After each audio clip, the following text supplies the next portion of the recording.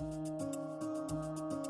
mean, we should have recorded what we were already talking about, to be honest. We will another time. So we are so happy to have Zoe with us today. Zoe's someone whose work I have followed for many years, because I joined the psychedelic movement, I guess, in a significant way first when I helped to publicize the LSD brain scans by Imperial, and I think that was around the time that I was kind of looking at the diaspora of science journalists and psychedelic science journalists in general. And over the years, Zoe's voice has been one of the obviously leading ones, commenting on the bigger studies, but also the nuances of the evolution of psychedelic science as a whole. And so Zoe's background is in biology and zoology, and so she's coming to the topic of psychedelic science with this intimate understanding of how to use the scientific terminology and what is meant by these biological terms and the processes which the scientists are talking about as they talk about these substances having their psychedelic effects. So she's somebody who is able to read the hype and cut through it and comment on it from a really educated standpoint. And then this is coupled with a background in the music industry and an awareness culturally of the significance of these substances as they've played out within wider cultural contexts in which she's been immersed from a organizer's perspective, and kind of moving through this scene with an awareness of how the drugs interact with the general culture as a whole. And you can find these two themes married really beautifully in The Science of Hedonism and The Hedonism of Science, which is Zoe's first book. And I'm really excited to get into some of the differences between journalistic writing and book writing in our following discussion. But I think what this book marries really nicely is something that Zoe will be talking about in a moment in her talk on ketamine specifically, which is these kind of polarizing ideas which used to be more reflected in breaking convention as a whole, where you kind of have the hippies with the dreadlocks on one side and the scientists doing science on the other. And ketamine is very much sitting at this nexus now of the hard science as it's being portrayed in clinical research, telling us that ketamine is good for all sorts of different conditions, from treatment-resistant depression to alcohol abuse recovery. But then on the other hand, we've also got ketamine as the much maligned horse tranquilizer that knocks you out, this kind of stupefying drug that's going to take you into a K-hole. And I think actually somewhere where you can see all of the different ways that we perceive ketamine manifesting behind this shroud of mystery that's really interesting is in the different names that we have for ketamine. And two that I would like to touch on specifically are Special K, this idea that it's kind of ubiquitous like cereal, and vitamin K, which again is this sense that it's kind of secretly necessary. And also vitamin K, interestingly, that's one of the only vitamins that's not secretly, but is ubiquitously given as an injection to babies when they're born. So I think we've got this really interesting sense coming out in the nomenclature around ketamine, that it's this secret ingredient that added to coffee and alcohol and nicotine is one of the necessary highs to get you through the day. And that's also, it's really interesting to think about that in terms of how closely focused in we are so much of the time on the things that are causing our anxiety and our depression. And then this maybe apocryphal idea of ketamine as a dissociative drug, which is interesting to consider in the context of memory recall, of trying to write on it, of all these ways, in fact, which ketamine can potentially be helpful in bringing us closer into focus on something in particular. But again, very polarizing, especially in a bodily sense, because ketamine, it's not accurate to say it's the cure and the cause, but while it is potentially curing all of these psychological things that you might go to seek these treatments, these overhyped treatments that Zoe's going to be discussing out, we are not swimming pools. Ketamine hydrochloride, how much chlorine do you need in your insides? It is very interesting to think about whether it's potentially deleting the function of the physical body, even if it adds to the function of the mind. And one thing that I find with ketamine personally is that it's very much like Russian roulette, in the sense that you might get a really, really important pivotal realization, or you might get nothing. And so the need, the perceived need that can result from this to go back in again, there's always the lure, just like with gambling, and this kind of sinister sense that it might lead somewhere physically other than where you want it to lead mentally. So I would now love to pass over to Zoe, who is an absolute denizen of the psychedelic science space, in order to dive into some of these paradoxes and the polarizing treatment of ketamine. I'm very, very curious to see whether what is revealed is something of the mechanism of how ketamine, or the stigma surrounding ketamine, has been overcome to the extent that it has by the recent coverage, and whether that points to anything that we might potentially use to destigmatizing other aspects of the psychedelic landscape, the drugscape as a whole, where destigmatization is needed, in a way that doesn't result in creating the same kind of hype as happened here with as has happened here with ketamine. So welcome, Zoe, and yes, please take it away. That is one of the most flattering introductions I've ever received. Thank you very much, Roz. I'm just going to start by saying thank you very much for having me, and thank you very much, everyone, for joining. I know that the semantic sessions are quite new, but from what I've listened to and from what I've seen and from knowing Roz and Rianne, this is not an inconsequential podcast. It's not going to fizzle out soon. I think it's only going to get better. So, all right. So can you see if I go view? I don't want you to see the rest of my projects on my desktop. That would be giving away some of my trade secrets. But yeah, so hi, everyone. Thank you for joining. So I'm going to be talking about ketamine, which, as Roz said, is known by many nicknames. Kitty Smack is one of the best, and I'll be going into why it's called that. As you may have seen in the media, there is an enormous amount of hype bigging up ketamine as a miracle cure. And sometimes it can be amazing for you. And I'll go through some of the circumstances in which it is amazing, which I have also experienced. But in my very highly informed opinion, it's going to be the next Oxycontin. It's going to be the source of the next addiction outbreak in America. I have many vices, but gambling isn't one of them. But I would bet £1,000. I'd bet even £5,000 right now that in 5 to 10 years, you're going to see just as many people hooked up, maybe not just as many, but it's going to be just as much vilified by the American media as Oxy and the Sacklers are right now. So very quickly about me. So yes, as Roz mentioned, this is my first book. It's called The Science of Hedonism and the Hedonism of Science. Some people say, is it hedonism or hedonism? I go with hedonism because it has the word head in it. So very briefly about me. Yes, my background is in zoology, and I am not a scientist, but I have been involved in psychedelic science and in psychedelic research for over 10 years now. I started work on this book in 2011. And I initially actually only wanted to write about music because, as Roz mentioned, I grew up in the music industry. But it was my publisher's idea that I write about sex and drugs and music all at the same time, because nobody had ever written a scientific book from that perspective before about those three subjects. And he said, I think you're the person to do it. Why am I the person to do it?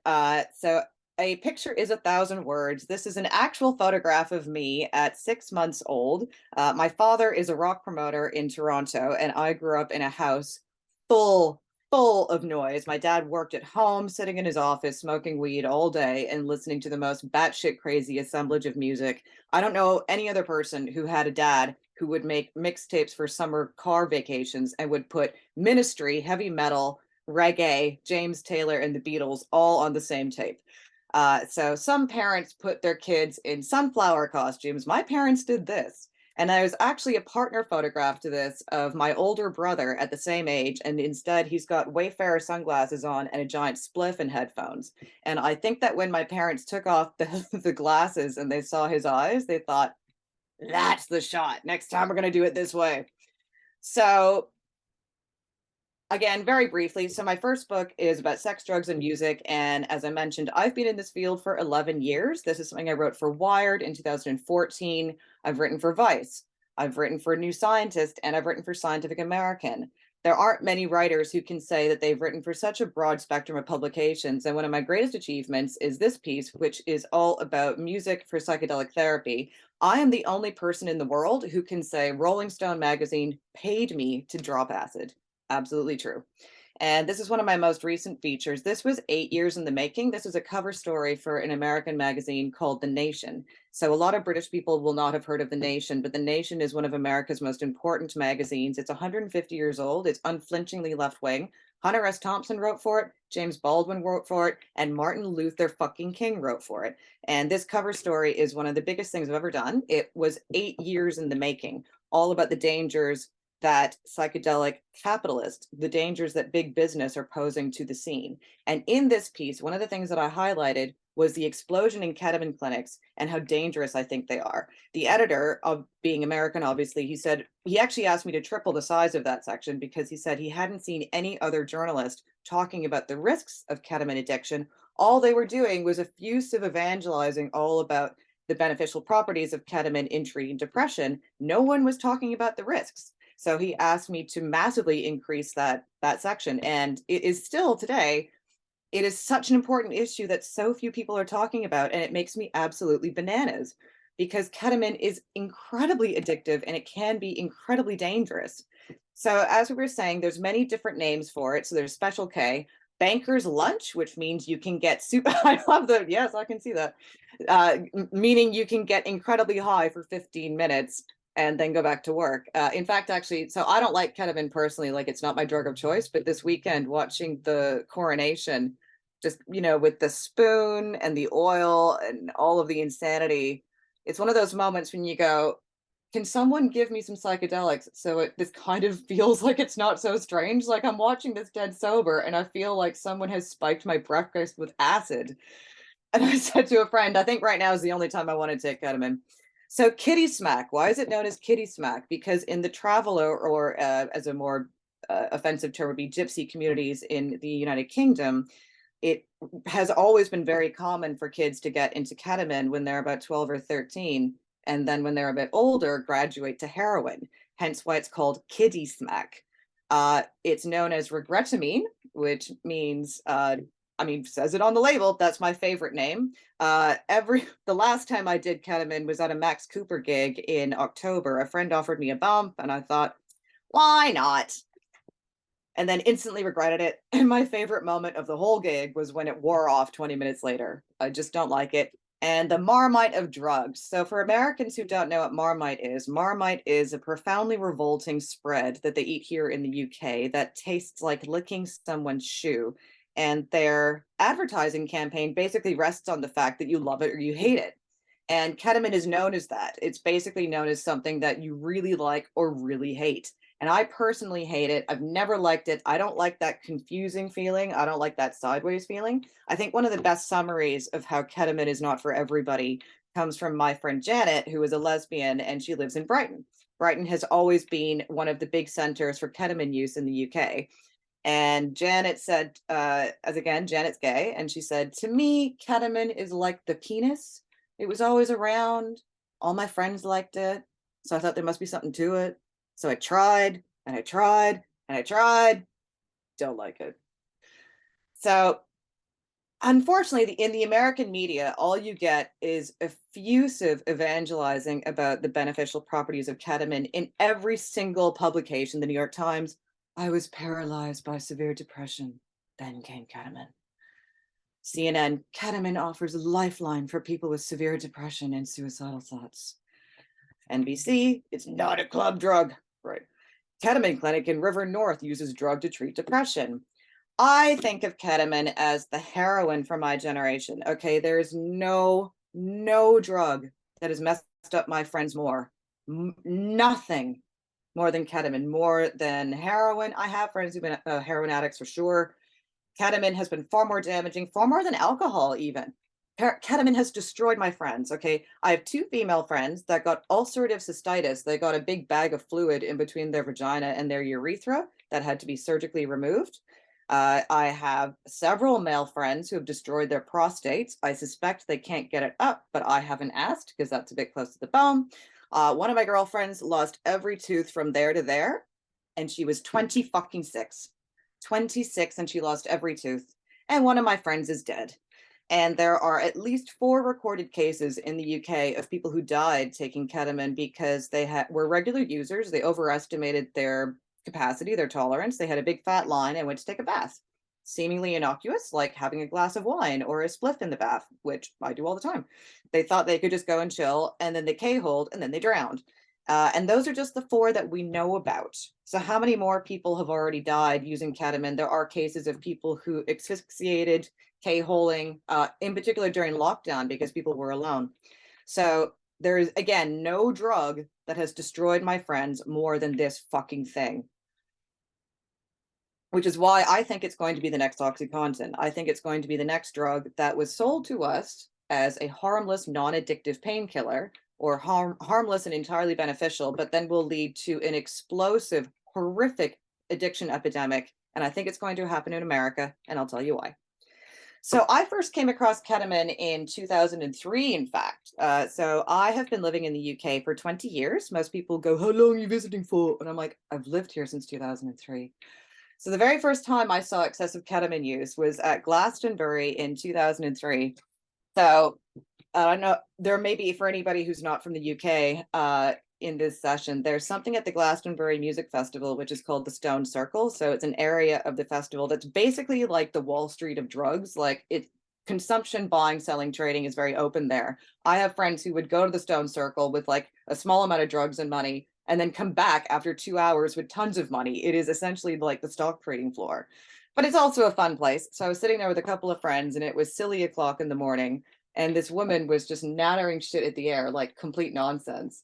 And my friend turned to her and he said, darling, have you been taking ketamine all night? And she said, I hope so. So by 2007, ketamine was absolutely everywhere. You couldn't go to a party, you couldn't go anywhere without there being buckets of it, in particular in squats and raves. I used to go to parties down in Brighton where they would have liters and liters of it cooking on the stove. There was an infinite supply of ketamine. In fact, ketamine at one point was 5 pounds a gram. Okay, 5 pounds a gram is less than you'll pay right now for a pint of beer. Right now, ketamine is 40 pounds a gram, so it's actually on par with cocaine. But it used to be so cheap. It used to be so cheap. People could do the most enormous volumes of it. And I had friends who could do like a line the size of a pencil, go to the shop, have a cup of tea, read the paper, call their mom. This is one of the big differences with ketamine is it has an enormous tolerance profile, right? So you can do more and more and more of it, and then you'll need more and more and more of it to have the same effect. And that is not true of other drugs like cocaine. It's very, very true and very, very marked with ketamine. And that's one reason why it's so dangerous. And it got to the point where it was just everywhere. Like I didn't even want to go to parties because it seemed like that's all that people were doing. There's a few places in the UK that were serious hotbeds for ketamine use, one of which is Bristol, which for the Americans in the audience, Bristol is where the bands Massive Attack and Portishead come from. It's a brilliant city. It's also a massive, massive party town. And if you want to go somewhere and sit around a squat and do nothing with your life, it's perfect for you. And the ketamine use in Bristol was insane. As one of my friends put it, it seems these days that everyone in Bristol has to sit on a plastic donut, meaning that everybody had a prolapsed rectum because they were doing so much ketamine. And one of my girlfriends, as I mentioned, that she'd had ulcerative cystitis, where she had the fluid taken out of her vagina. Well, they initially thought that the bag of fluid was between her urethra and her rectum. So the doctors went in surgically one end, realized they'd made a mistake, and then had to go in the other side. As she put it to me, I've had so many doctors' fingers in my arse, it's getting boring. So, however, ketamine is very important and it is also very interesting. So let's go back to the beginning. So it was first synthesized in 1962 and it was approved for use in 1970. So it actually was first widely deployed in Vietnam because it's an anesthetic that doesn't require an electricity supply and it doesn't require oxygen. It's actually way safer to give you ketamine than it is a general anesthetic. And in fact, today in hospitals, if they're going to do surgery on children, they tend to use ketamine actually because it is actually much safer, much, much safer. And every single ambulance has to carry it because if they find you knocked out in the street after a car accident, it's the safest thing they can give you to knock you out and numb the pain and then do what they have to do medically. It has been listed since 1980. Okay, so that's over 40 years as an essential medicine by the World Health Organization, along with things like morphine and aspirin. It's not an inconsequential drug. And please don't for a second think that I'm saying we should get rid of it. Okay. I'm saying we should use it in appropriate circumstances. And there are many circumstances in which it is incredibly appropriate. However, ketamine has a molecular quality that not enough people talk about. And Roz, I'm totally going to steal your line. We are not swimming pools. That's excellent. I will steal it, but I will credit you.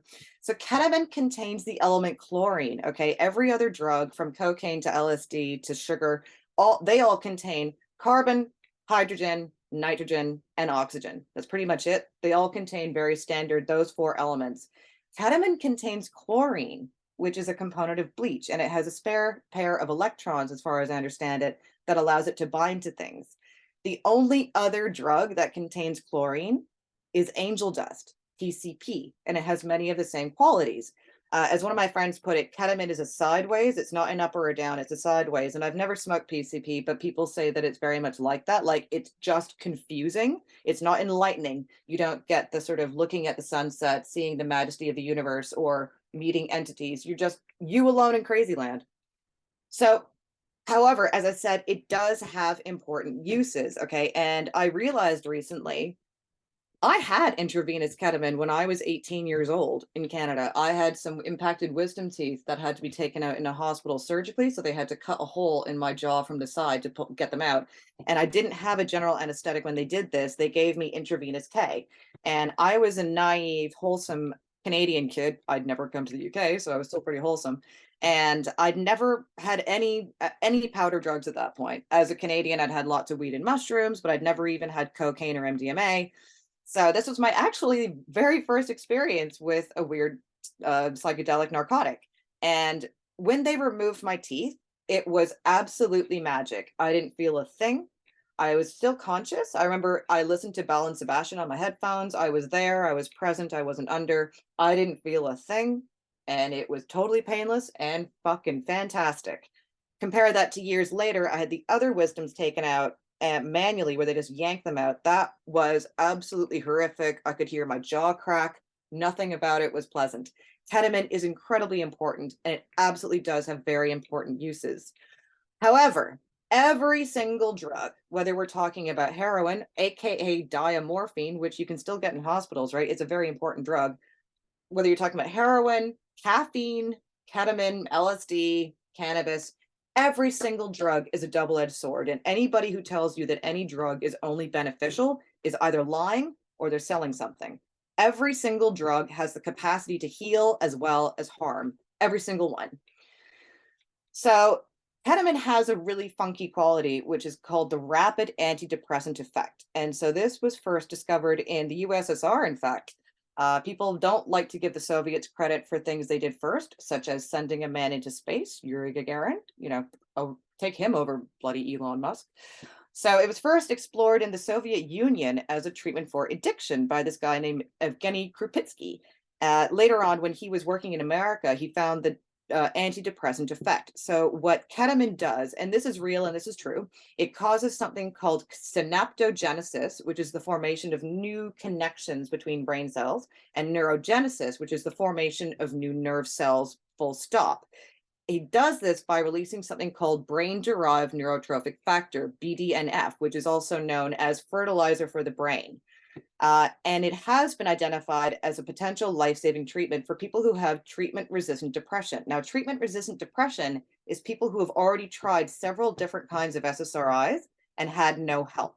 Nothing's worked. And if you have tried all the different conventional drugs, being told that they might help you, or maybe you've seen your friends derive some benefit and you don't get one, that is incredibly demoralizing and makes you even worse. Ketamine absolutely can be a lifesaver for people who are at the end of their rope, for whom nothing else has worked. And I'm not disputing that. However, that finding has led to an explosion in private ketamine clinics in America. As I think at the moment there's about 600, but they are going down because a couple of companies are going bankrupt, and we can talk about that. Now, if you compare the way ketamine was given to me, when I had my wisdom teeth taken out, it was in a hospital setting, with beeping machinery and, noisy equipment and, the sound of a blade cutting through my jaw. hospitals are not nice places, and none of us really want to spend much time there. The ketamine clinics in America, they look like a spa where you're going for a hot stone back rub, or to spend like a week in rehab. Like, it doesn't get more lush than this.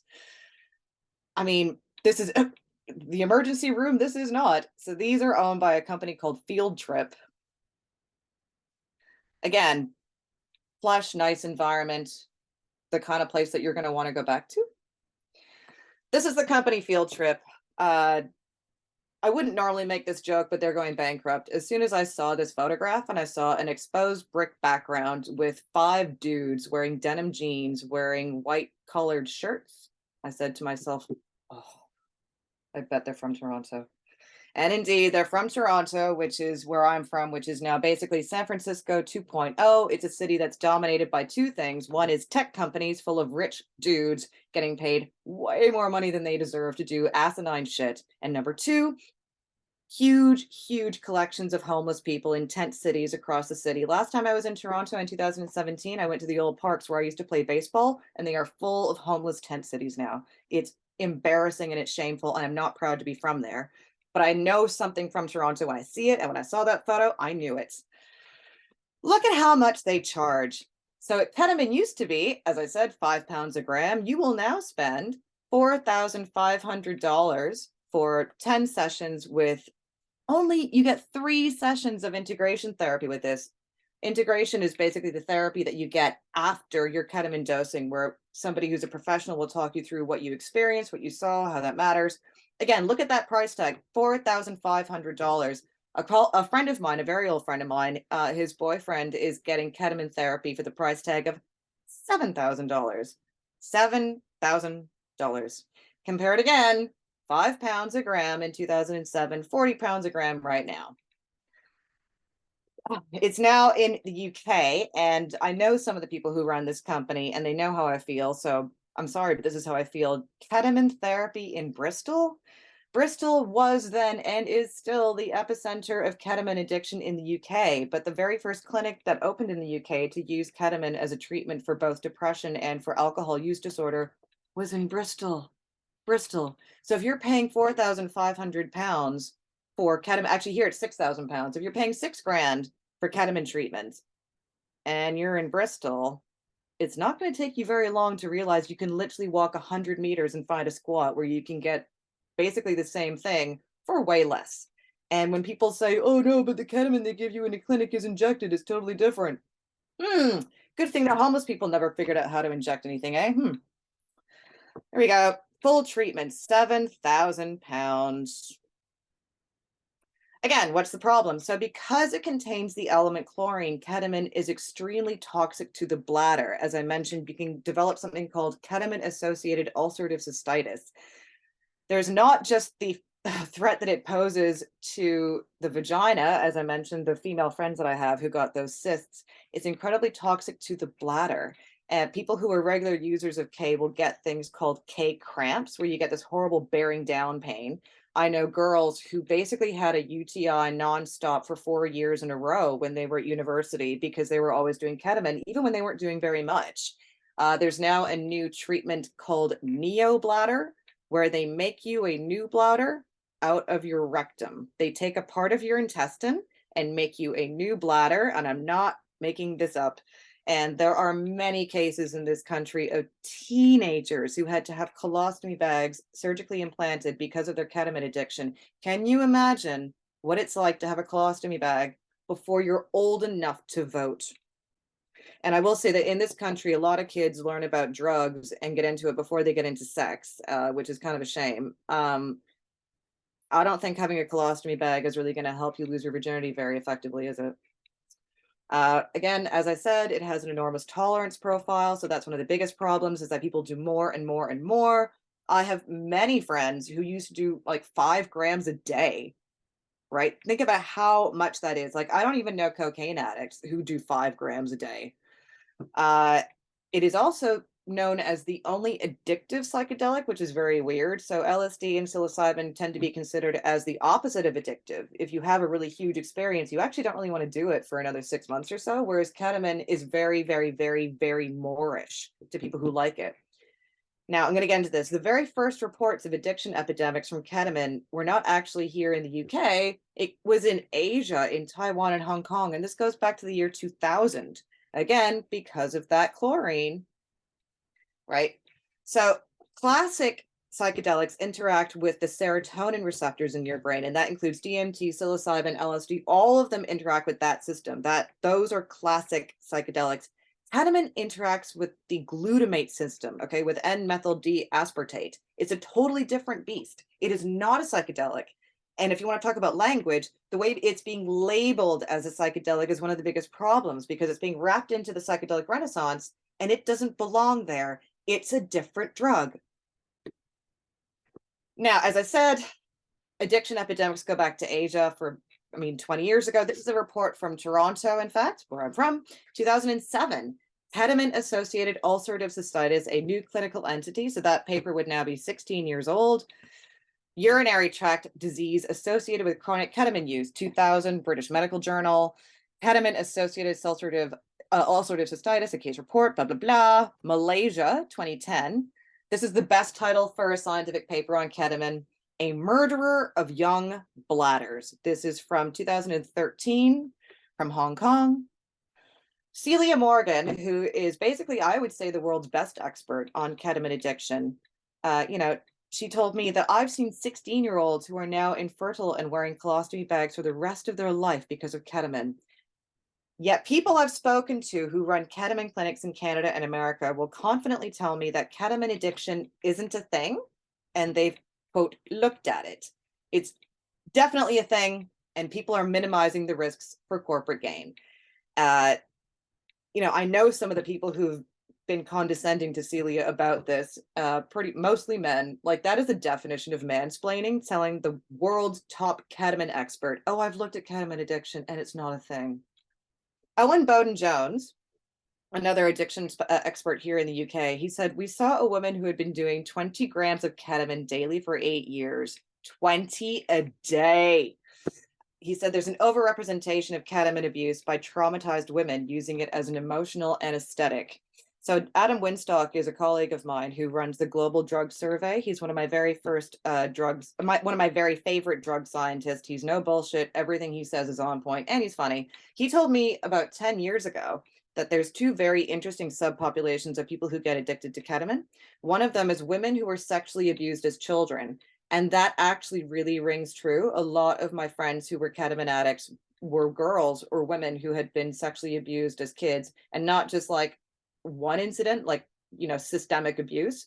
And that actually really makes sense to me. Like, if you have a trauma and a pain that is so deep and so embarrassing and so difficult to talk about and process that you've carried your whole life, something that takes you totally out of yourself in space and time can be very appealing. The other interesting subpopulation is teenagers in Hong Kong. So Hong Kong has an enormous population of kids who grow up in single child households where they have a rich Hong Kong businessman for a dad who is never home, works all the time, and a very strong disciplinarian, and very often grow up in homes with imported China brides. A lot of kids grow up in these tiny little apartments where it's all about academic achievement, it's all about discipline, and there's no love, and they experience a lot of domestic abuse because they're witnessing a loveless marriage that is raising them, basically. And I kind of actually get that. If you live in a circumstance like that where there's no escape and you're living in a really miserable environment, something that takes you out of yourself in space and time can be very appealing. So there was a problem in the UK about the year 2007, 2008. So that's about 15 years ago, as I said, where there was an explosion in ketamine use because it was so cheap. And there was a very strange circumstance where an awful lot of ketamine addicts were going to their GPs and going to addiction specialists and to clinics and saying, I have a problem, I'm very addicted to this thing, and I need help. And actual doctors, in fact, actual scientists, actual addiction therapists were turning these people away, saying, ketamine's not addictive and it's in your head, which is, first of all, shocking that people who work professionally in this field wouldn't even know that ketamine is addicted. And number two, that they would turn any addict away who's coming and asking for help. It's just breathtaking. So Celia Morgan decided that she was going to rectify the situation by hosting an event where she would take these two populations of people, the ketamine addicts or users, or problematic users, as you may say, and the addiction specialists and the scientists and the researchers. And she was going to take these two worlds that never spoke to each other and bring them together. And so she decided to host an event called K Day. Side note, I wouldn't call it K Day, I'd call it K Pride. So K Pride or K Day, I mean, Cecilia's promised me next time she does this, it's going to be called K Pride. So she was basically like a street fair of stalls that were run by various therapists and scientists saying things like cake cramps and you, mindfulness and meditation, different tools to help you quit. There was an art therapy corner that was called Creativity Corner. So it was basically like this big street fair that was designed to be fun, a little sort of like ketamine festival designed just to foster communication so that the researchers and the therapists and the scientists and the doctors actually understood, holy shit, this is incredibly addictive and it's ruining people's lives. And that the people who actually had addiction issues could actually get help from people who could really give it. And the best part of this is that, by the way, you can find the report online. She did it in Covent Garden. She did it in the very place where My Fair Lady is set with all the flower stalls. My Fair Lady and K Day were both set in the same place. And if you go today to Covent Garden, it's all places selling merino wool scarves and fancy turmeric lattes. But for one day it was taken over by thousands, or maybe I should say hundreds of ketamine users from that, with long dreadlocks and dirty clothes and playing very loud, very good music. I asked Celia, I said, did it get out of hand? And she said, the lineups for the loos were very long. Let's just say that. Side note about Bristol, this is a fun fact. So they couldn't find enough ketamine addicts, or at the time the nickname was Crusty. They couldn't find enough ketamine addicts in London. So what did they do? They bussed them in from Bristol. They got buses and brought them in from Bristol, and they got them in with free sandwiches and a £5 gift. I am not making this up. But as Celia put it, people in America are just refusing to accept this, even though we've published loads of papers on the addiction history. And I would say, why is that? Two words: American myopia, American short-sightedness, American closed-mindedness. Okay, so I'm Canadian. For any Americans in the audience, I am not shitting on Americans or America. My very last book as a Canadian is going to be called Canada's Greatest Crimes. And we've done many awful things, from producing the uranium that was used in nuclear bombs. No one knows about that. I'm not going to be one of those Canadians who's smug about how Canada is so much better, because it's not actually that much better. But Americans are very guilty of this, which is myopia, not paying attention to what's happened in other countries and not paying attention to global history. Think about it. George W. Bush didn't get a passport until he was 40, and he was rich. But a lot of Americans don't even feel that they need to see the rest of the world to understand how to live. And it leads to really bad consequences. I mean, look at healthcare. Obama tried so hard just to bring in some basic level of basic public health care. And you had people rioting and having town hall meetings, calling them death panels and protesting against it.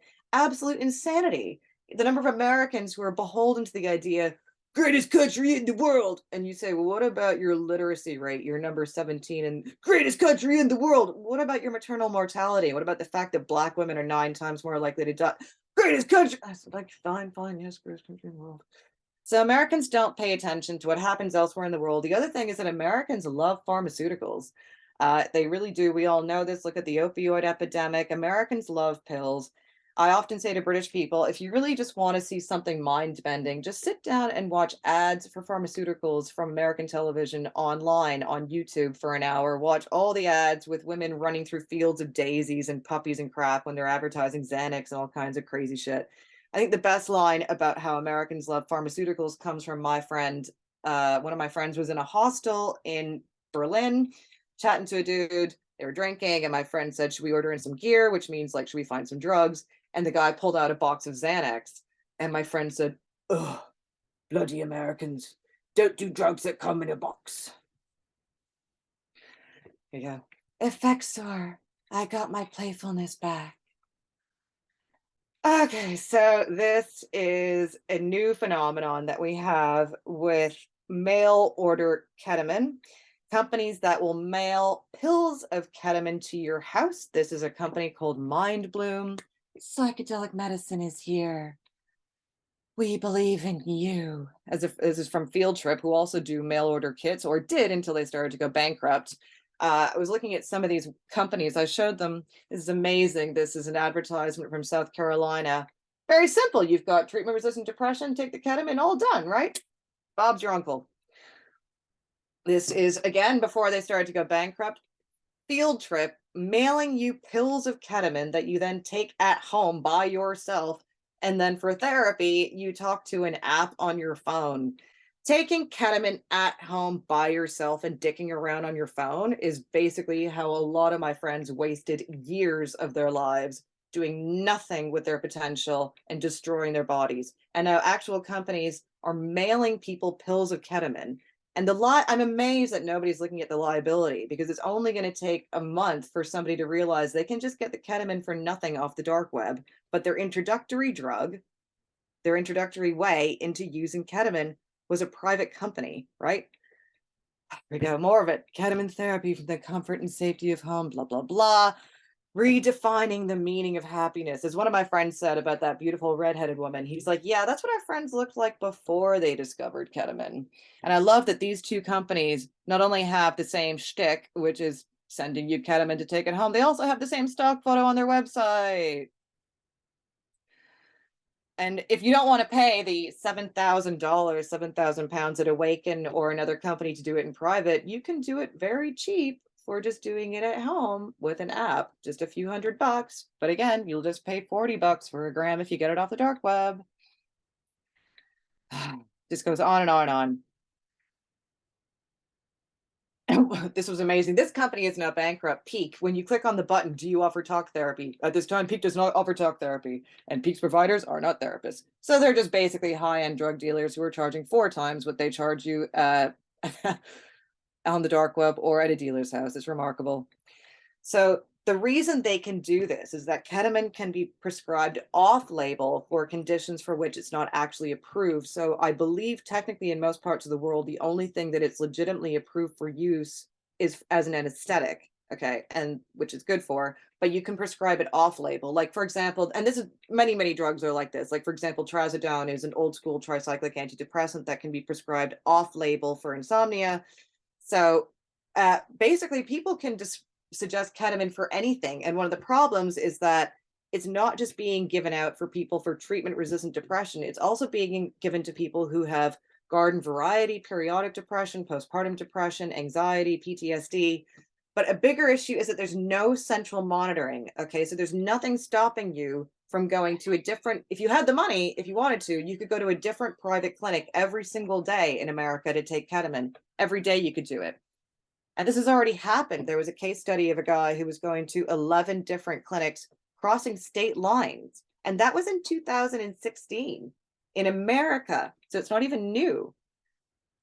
Mr. A's access to ketamine and experience with his ketamine prescriber was not unique. He received monthly ketamine shipments across state boundaries of intranasal and sublingual formulations prescribed for multiple doses every day. Now, the people who are endorsing ketamine as a treatment for treatment-resistant depression, they don't want it to be like an SSRI. They're not selling it as something you should take every day. This poor fellow was being prescribed it to take many times a day, and this case report is about how he died in a car accident.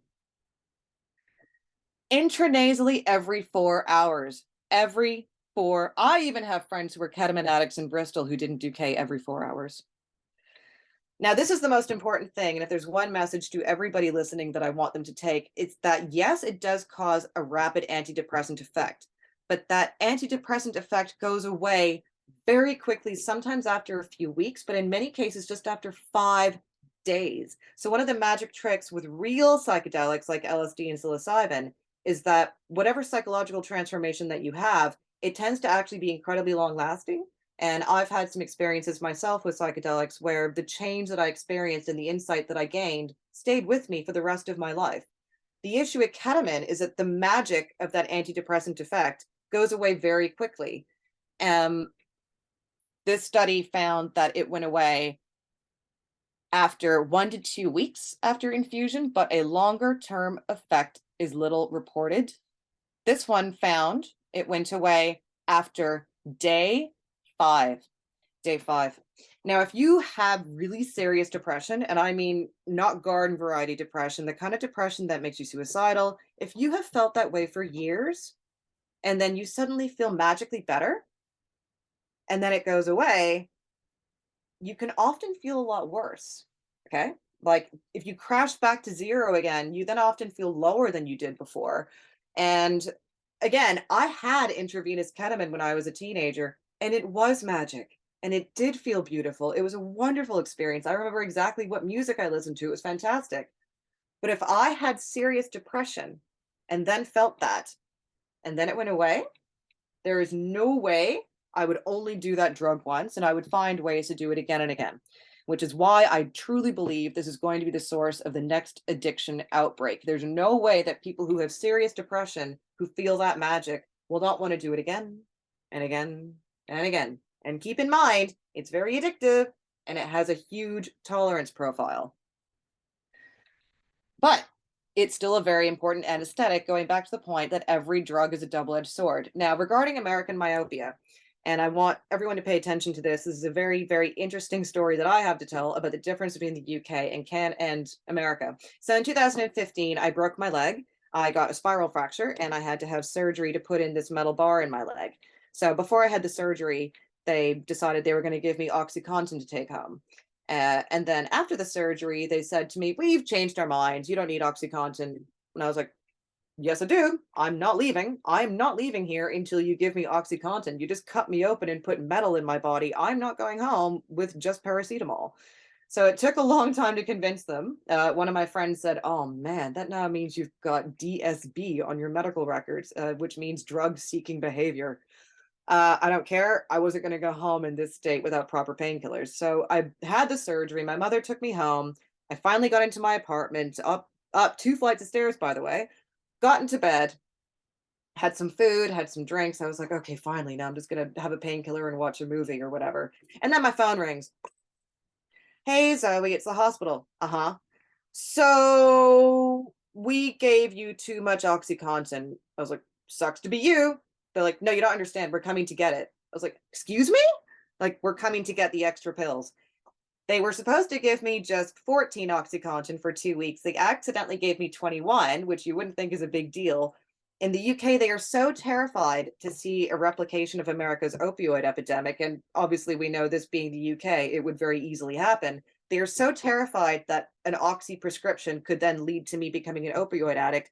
They sent somebody from the hospital in an Uber to get 7 pills from me. 7. I had to crawl down 2 flights of stairs in a cast with a broken leg to give them 7 pills of Oxy. That's how terrified in the UK they are of an opioid epidemic. But in America, they don't give a shit what happened in other countries and they're flying blind. And it's really, really dangerous and it's really, really upsetting. And, you know, I don't know how many times I have to say this. She who does not know her history is condemned to repeat it. And if I hadn't studied zoology, I think I would have studied history because I love the story of reality. And you have to know about what happened in history to be able to make good decisions today. There was a good joke about Donald Trump, in fact, when he first was running for president. A German friend said to me, "You know, like all these Americans said, there's no way that he'll get elected." And I was like, "Yeah, he will." And a German friend of mine said, "Yeah, Germans in the 1930s thought that they had the most sophisticated country with the most sophisticated engineers and the most sophisticated filmmaking, and they didn't think that an idiot with a stupid haircut could become so popular." So let's go back in history. So diacetylmorphine, or heroin, was first marketed by Bayer in 1806. Okay, it was marketed as a non-addictive alternative to morphine. That's why it's called heroin. It was meant to save you. And they used to put heroin in everything. They used to put it into cough syrup. They used to put it into bandages. It's my favorite heroin product. It was a syrup for teething children. And I'm sure there are a lot of parents in the audience who think, "Damn, morphine laced syrup for my brat. That'd be awesome." Go on. Barbiturates were also marketed as non-addictive. And we now know that they were anything but non-addictive. These are the drugs that killed Marilyn Monroe, right? Benzodiazepines, also marketed as non-addictive. And I've experienced Valium addiction after I had a house fire. I couldn't sleep for a week. I literally didn't sleep for 7 days. And a friend gave me a ton of Valium and I started to take it every day. And it is profoundly addictive, but it was first marketed to people as non-addictive and it's very dangerous. And of course, Oxycontin was marketed for years as a non-addictive opioid, right? And we are now going to, I mean, the Oxycontin marketing as well. If you want to see some hilarious stuff about Americans and their love of pharmaceuticals, just look at Oxycontin merchandise. Just Google image Oxycontin merchandise, Oxycontin music, Oxycontin pens, mugs, plush toys, Oxycontin gorillas. Well, we now know it is anything but harmless. There have been, I think there's way more than 600,000 overdose deaths by now. And very often Oxy becomes the gateway to other things like fentanyl or heroin. So I think Rupert McShane, who is also one of the leading scientists who studies the positive benefits and the positive uses of ketamine, in particular in treating alcohol use disorder, it's wonderful that you can take something that makes you feel better so quickly, but that can make you feel like this is a drug you should try with everybody. And that's the problem. Every single potent psychiatric physical intervention that has ever been invented, electroconvulsive therapy, antidepressants, opiates, benzos, every single one has been overused, invariably resulting in backlash and then stigma. It would be nice to think that there could be nice, clean drugs that can be taken once or twice without risk, but I don't think that's likely. Again, she who does not know her history is condemned to repeat it. So what I find also fascinating is that the very first recorded case of a ketamine addict was an American. It was this guy named John Lilly, who was a batshit crazy scientist. Batshit crazy, but also very brilliant. Most people know him for his belief that we could find a way to talk with dolphins. He's the scientist who built that crazy house in the Bahamas where a woman lived with dolphins doing experiments to see if she could figure out how to communicate with them. That would be her. The rumor is that she had sex with a dolphin. She says that apparently she just jerked him off. So I made the mistake when I was writing my book of buying John Lilly's last book. I should have bought his first book where he still made sense. His first book made sense, but by the end of his life, he was a profound ketamine addict. He would basically lie in isolation tanks, flotation tanks, and he would have his personal assistant jack him full of intravenous ketamine, but continuously for hours. He would spend hours and hours and hours inside a flotation tank with ketamine being injected into his veins, talking to dolphins in his head. And he spent years doing this. This is his last book, The Scientist, quote, a peeping Tom at the keyhole of eternity. And I'm not sure if the best thing about the book cover is the dolphin over his shoulder or the look on his face, but I've actually met the guy who used to be his personal assistant. He's a Scottish nut job who lives in London. And yeah, man, the stories he has to tell. But if you talk to anybody who knew him, who knew John Lilly and about his experiences doing this, Rick Doblin, the head of MAPS, told me he was a shell by the end, covered in train tracks like a heroin addict. So I predict that ketamine is going to be the next Oxycontin. I really, really think this. And I do think it's going to spark a new wave of addiction and physical damage to the American youth, without question. And I think it's already started. I think it's just being covered up. And I think a lot of startups and a lot of tech bros are going to lose a lot of money. And frankly, I'll be happy when I see them lose a lot of money. But this is the real danger. And the real danger is the risk that this poses to the reputation of all psychedelics. Okay. And again, it is not a psychedelic, it's a dissociative. Carrie Turnbull is a wonderful American philanthropist and businessman who is funding a lot of the work on psilocybin. And he feels the same way that I do, that ketamine is not a psychedelic, and the danger is the way it's being thrown into the same basket as other psychedelics. It's an amazing anesthetic. It's not a psychedelic. As Carrie Turnbull put it, promote the crap out of it if you want. Just don't call it a psychedelic, because when the roof caves in on ketamine, and it's going to, I don't want it to cave in on every other psychedelic as well, because those are different drugs and they have different powers. So I look forward to hearing what everybody has to say. This will be a fun conversation. I'm sure I'm going to get some people who disagree with me, but I will measure up. So again, my name is Zoe Cormier. That's my book, and you can find me at zoecormier.com.